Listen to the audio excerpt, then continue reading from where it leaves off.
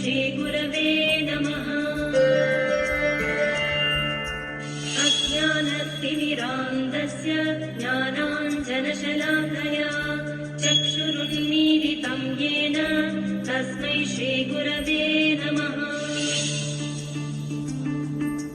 गुरुर्ब्रह्मा गुरुर्विष्णु गुरुर्देवो महेश्वरः गुरुरेव परं ब्रह्म तस्मै श्रीगुरवे नमः।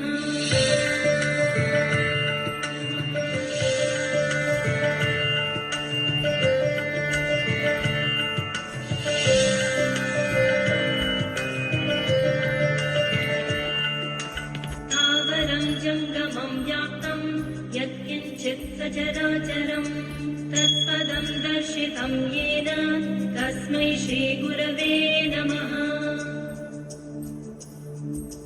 चिन्मयं व्यापि यत्सर्वं त्रैलोक्यं सचराचरं तत्पदं दर्शितं येन तस्मै श्रीगुरवे नमः।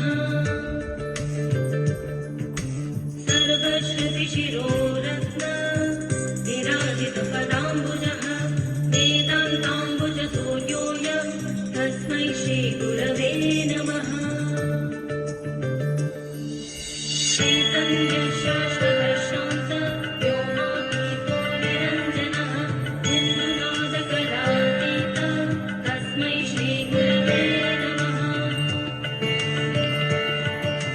ज्ञानशक्तिसमारूढ तत्त्वमालाविभूषितः मुक्तिमुक्तिप्रदाता च तस्मै श्रीगुरवे नमः।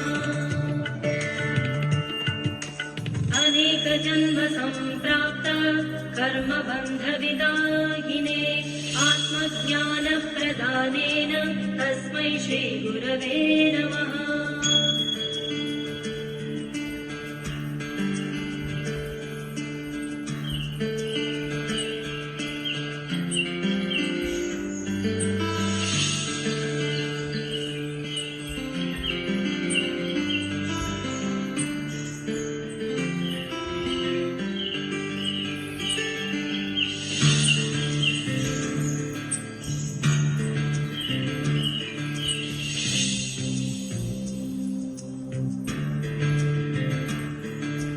शोषणं भवसिन्धोश्च ज्ञापनं सारसम्पदः गुरोपादोदकं सम्यक् तस्मै श्रीगुरवे नमः।